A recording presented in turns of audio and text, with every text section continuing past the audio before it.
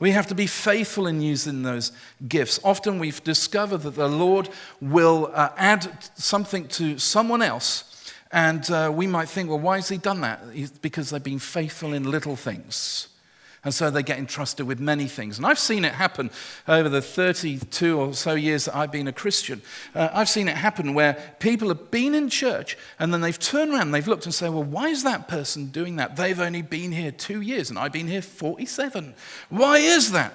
Because they were faithful and God saw something in them that he could trust and so gave them more.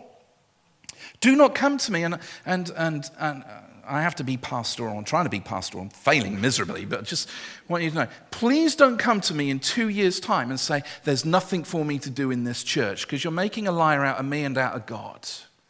The only things that will keep us, and we'll look at this in a moment or two, but one of the things that will keep us in our seats and not active in service for the King is inertia. It's that sense of, I'm comfortable now. My friends, if I can make you gloriously uncomfortable in the right way, then I'm doing the first part of empowering you. Using our gifts as an expression of God's grace in its various forms. All of us, whatever God and the gifts that God has given us, they're all a work of grace. They don't come from ourselves. They don't come from our own intelligence. They don't come from our superiority. They don't come from all those things. They're all a work of grace. We will always feel unfulfilled as a Christian if we're not using the gifts that God has given us.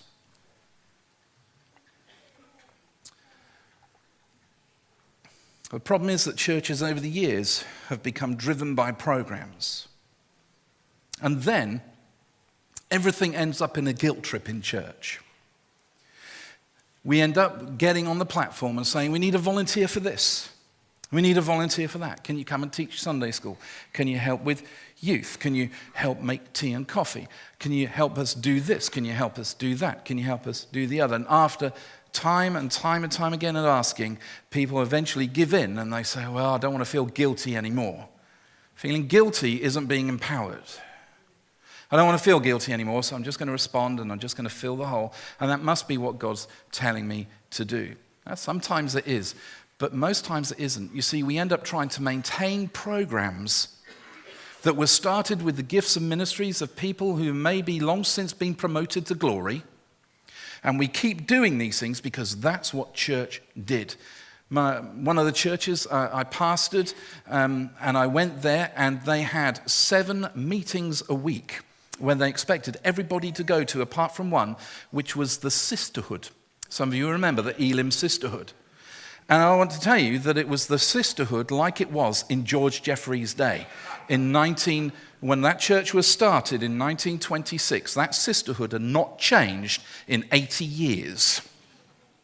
Just not changed.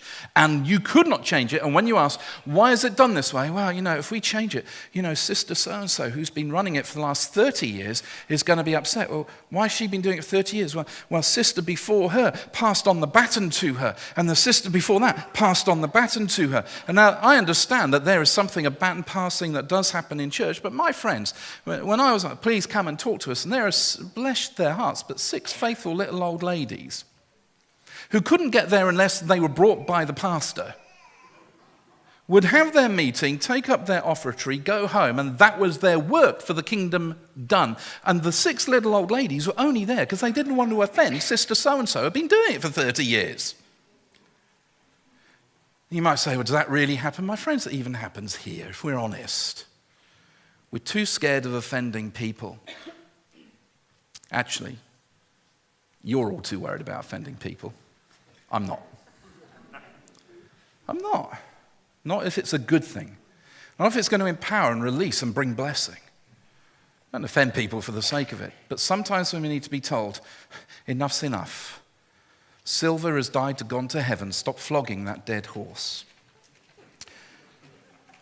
I'm convinced that God has given each of us as believers a spiritual gift. And I'm equally convinced that he decides who's going to get what gift. So how do we begin to empower you?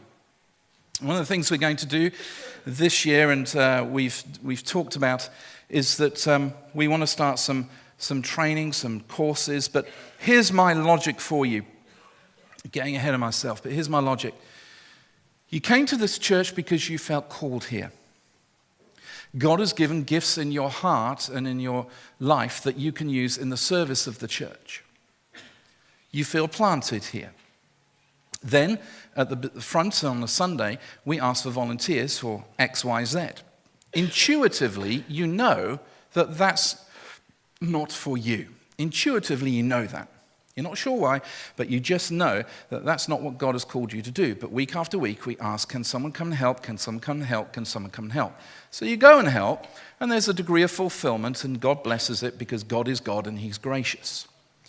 But you leave feeling unfulfilled, and the nagging sense in your mind is this it?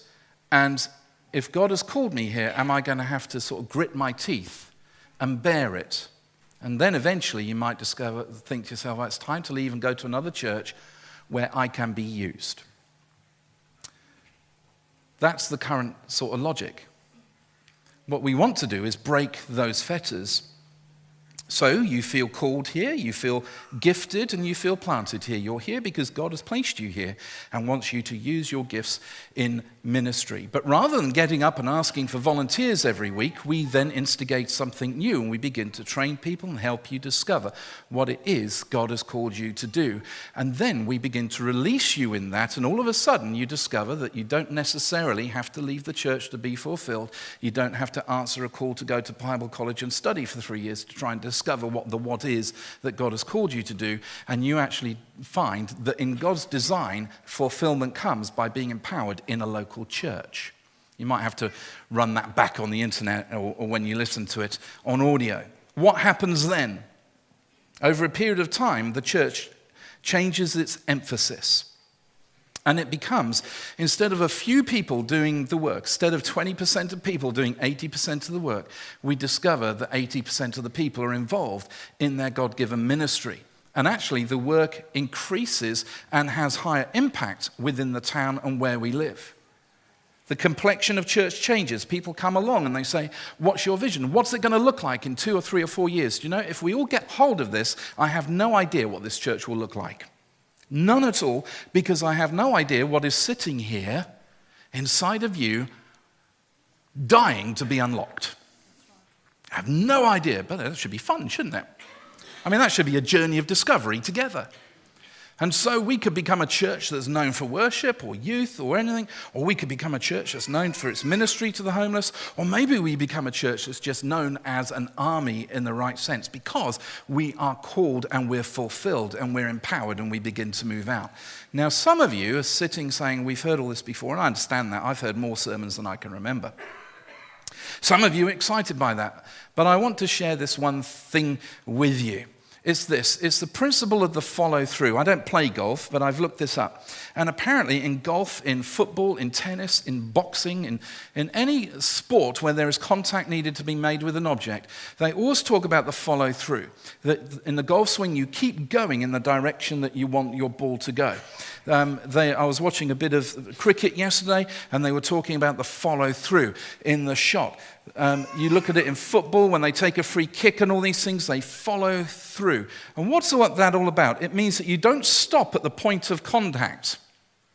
You don't just stop with, in this analogy, training people and saying this is how, and this is your gift in the ministry. You don't stop there. You release it and watch it fly. You follow through. And if there's only one thing that I want you to go away with and remember today, it's this, and you won't know this, over time you'll discover this, but I am consistent and I am somebody that follows through.